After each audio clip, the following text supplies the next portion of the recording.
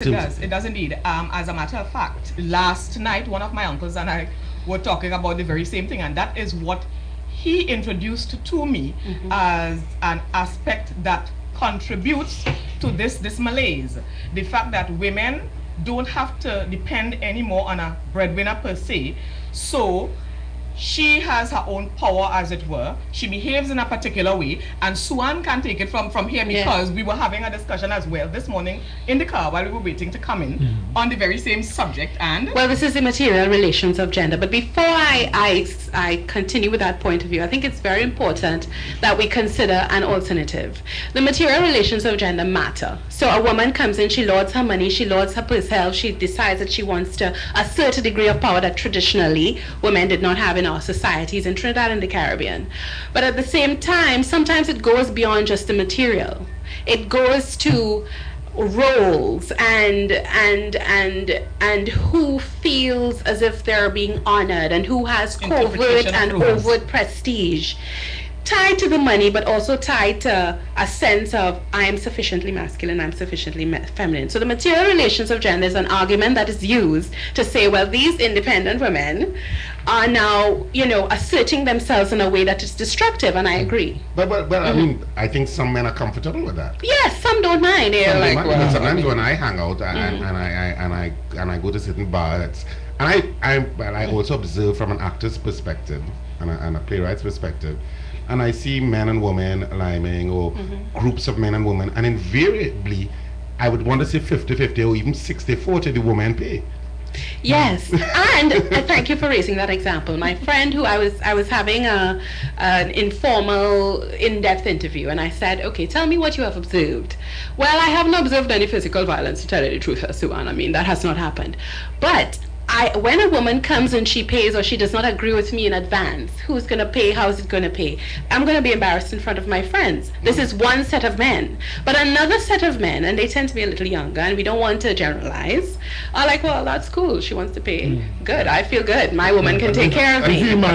Yeah, but it all depends on, I mean, the social variables, age, class, you know, ethnicity, neighborhood, and upbringing. Yeah. Tell me something, based on your experiences and investigations and stuff, who are these men who are more prone to being violently treated by them? You're looking for a category of men in terms of the social identities? Where they're from? Any man. Any man. Any man. Because, I mean, from anecdotal references, I know of a police officer who, well, he's now dead. He was being abused. The extent physically, psychologically, emotionally, he would be insulted in front of other people. And remember, this man is in a position in this country within the power structure, as it were. He's a police officer, and this sort of thing is happening to him. It had gotten to a point where it became so untenable for him that the man actually took the roof off his house to get the woman out of his house. Unfortunately, rain fell, wet her things. That ended up being a court case, which he lost. End result, he got an aneurysm and he died. Wow. It is that bad. It exists. The point about when we say any man, it's just as with domestic violence against women. Any woman, any class, any ethnicity, any race. It depends on how popularized it is. But we want to avoid, I mean, everyone would tell their own stories, and hopefully we will get those stories, but we want to avoid saying, okay, it is these set of people who are high risk, who are likely to be victims, because then it makes even more invisible another set of people who could possibly be. Yes, exactly. But in a situation, could part of the problem, well, not, I don't know if it's a, well, part of the dynamic, let's look at it that way, be that some men just will not retaliate against the woman because that's how they were brought up. Yes. So they will not retaliate. So the woman could be abusive, the woman could slap them in their face, they will just walk, they will not retaliate. Of course, there's some men who will retaliate, but there are some men that won't. Those are the norms we're talking about. The norms that says, you know, from childhood, a boy does not hit a girl, a man does not hit a woman, or a man is not going to sit and quarrel with a woman, leave her, let her make noise and stay silent and so forth, and he's being stressed and stressed and stressed. He might hit back. Sometimes women who become victims are part of, as we were saying earlier, Rhona, are are part of the violence that comes back on them. So it's a cycle. But yes, the norms that say, okay, this is how you must be, this is the only way to be, can make someone a victim. They're self-silencing and self-victimization. And he might not hit back physically, but he acts out. He acts out in hypermasculine ways. Yes. That is the man sometimes who you would see being unfaithful. He practices a high level of infidelity, because even the person with whom he's being unfaithful, he is unfaithful to that person as well. It's like a snowball type of effect. That kind of thing. He might be untoward towards other women in terms of his behavior, in terms of how he treats with her. Or even passive aggressive is very quite passive aggressive. That is the response. Also, they mask what is happening to them by alcohol use, drug use, that sort of thing, and it just compounds the issues. So he is acting out when he would not hit back. And a lot of times too, they won't hit back because they are concerned about the fact that if they do hit back, then he becomes a perpetrator, and she is going to be listened to when he goes to some place of authority, when she goes to some place of authority to say, well, I have been abused by this man. You see? So he would not. He would not retaliate probably because of these. Is it that the system, in other words, has a predisposition to believing the woman? Yes, the structures in place. So in a police station, a man enters on a woman, enters, the man says, I've been abused, and the woman says, I've been abused. The woman is treated more seriously. Usually when we have things, sexual related violence, when I say sexual, I don't necessarily mean sex as in behavior, but in terms of identity, it is always assumed that the woman is victim. And this is perpetuated through popular culture, through counseling, through many things. Woman is victim, man is not.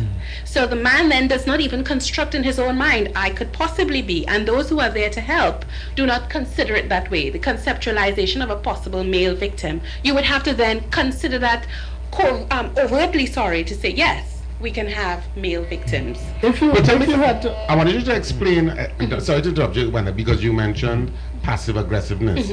And for our listeners, I know some of them have heard the term and not understand what you mean by it. So if you could give a definition of what is a passive aggressive. As in you engage in, well, what I can say very broadly, conflict-causing behavior. Things that would offend, challenge, confuse, malicious, whatever it is, in a very, very,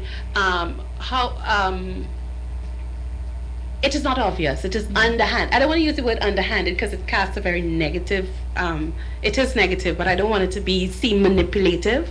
But I am being aggressive without expressing that aggression. I am sitting there and engaging in talk, action, or retaliation or responses that only serve to disconnect the parties involved from a communication perspective rather than create connection. But it seems like such a monumental task and a huge cycle of variables circling around this problem. I mean, vis-a-vis man and woman. Of course. How does a society like Trinidad and Tobago begin to find solutions? That was my question. How would we begin? If you had to advise today men who are being abused, how would you advise? Well, we'll have to pause on that answer because we have to go for a break. Well, if you could answer within 30 seconds. Sure, no problem. In the final analysis, awareness, willingness to adapt and be variable, and to actually make the invisible visible. That's the first step. All right, news update coming up. So of course this song is connected to what we're discussing, violence against men, and how does the society deal with it? Because not only with violence against men, but of course the violence against women, violence within the family circle and in the relationships, because relationships are the bedrock of any society, whether it be gay or straight, and you'd have violence circulating in both relationships, both types of relationships. But how does a society deal with it when it is that mental health is not prioritized, especially in a Caribbean way, in terms of seeking a mental health or mediation or psychological? How do we deal with that? Why don't we go back to African Indian patriarchy, where women have their place?